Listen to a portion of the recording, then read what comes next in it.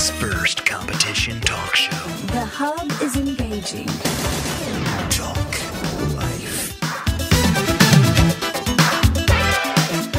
This is straight off the pages of Irony Central, a new report out suggesting that we're 2 weeks out from an election year, and we've got a report now saying that the American Postal Service Union has just misplaced their ballots because their brothers over at the National Association of Letter Carriers lost them in the mail. This is like a family feud, just begging to be. I mean, this is like going back to the days of the TV game show. Yeah. This is absurd. I mean, when you've got to wonder though, because this just happened in New York too. Right. On a more serious note. The military, not that I don't count the Union take them seriously, they take themselves very seriously, perhaps to their own detriment. But, you've got the United States military, the folks from New York, right. The residents of New York deployed. The state of New York dropped the ball on sending them their absentee ballots. Right. And like 300,000 of them. And in the Big Apple and in New York State, that's not going to affect elections. I'm looking here at the union workers versus the military service personnel. I guess it just cancels itself out, right? It's going to have to. The votes.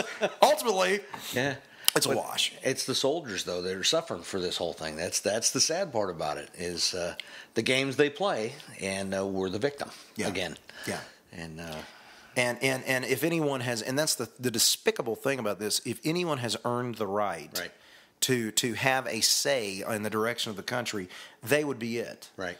And they're left out in this whole thing. Yeah, more so than the guy who doesn't feel like going to vote, so he gets a ballot and sticks it in the mailbox and sends it out. Yeah, yeah. Well, I'll say this because I got to move on to this story because this is kind of interesting. Speaking of being left out, there is one group of men who would probably rather be left out of what they were just found out for on the intranet, where everything goes to live for eternity. Right up there with heaven and Hades, and they feel like the group of men I'm talking about are the Duke lacrosse team. Right. And you remember they got into it back in 2006. They had the allegation that they had hired a stripper for a party, and that even though the allegations weren't founded, the accusation was that they beat her and raped her, and then they found out that it was just it's Duke University, mostly white school, the Duke lacrosse team. Pretty much all white, right. And a black stripper, and they had this whole thing, and then it went down.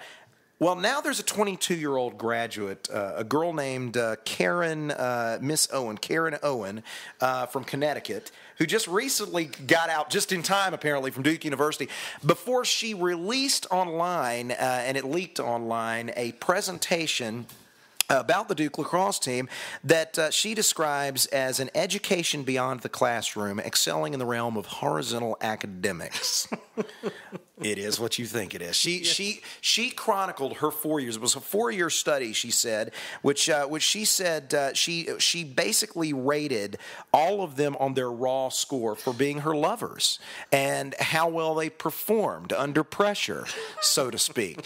And all this came out on the internet, and it leaked out the entire 14,000 person student body.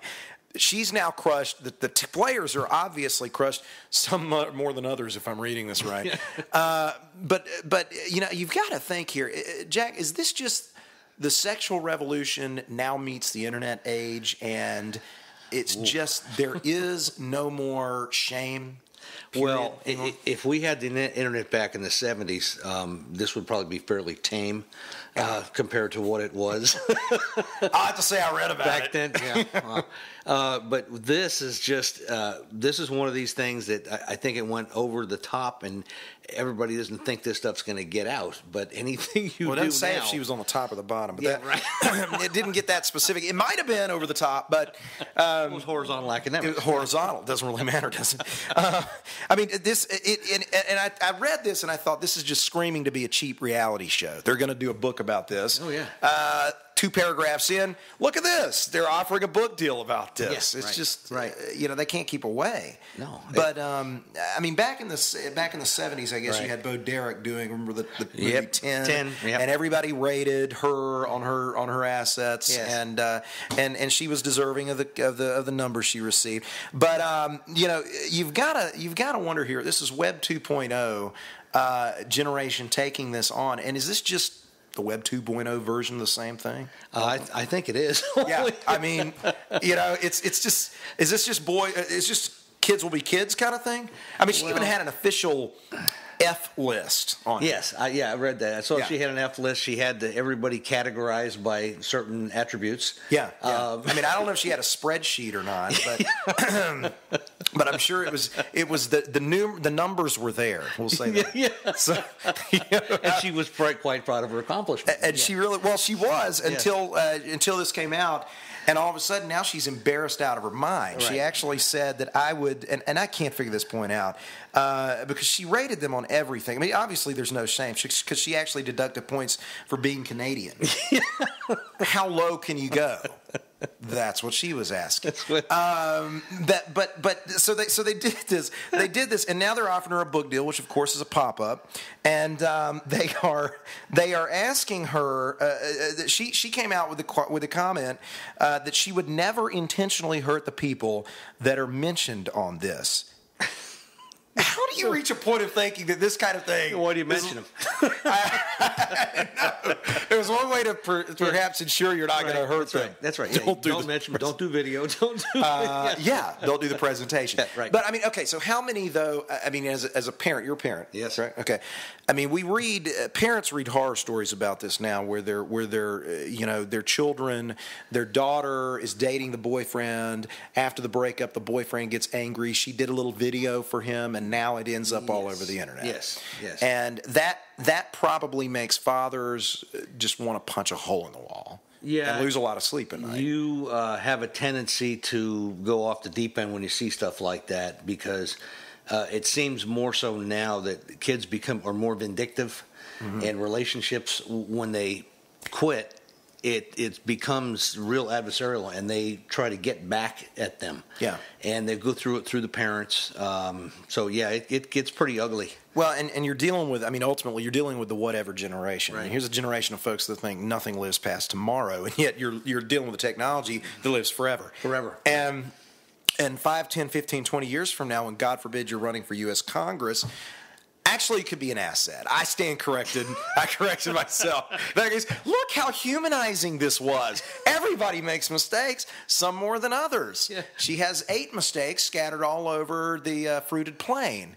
She had a very fruited plain. I mean, there are a lot of ways you could take this, but ultimately, that could get you in Congress. I mean, and it checks against you, I guess, if you're a witch. But if you were if all you were was scandalous in college and it made its way all over the It's internet, okay. it's okay. Yeah, it's okay. It's no big deal. This is where society is going. Yeah, just do not conjure up the dead. All right, whatever you do.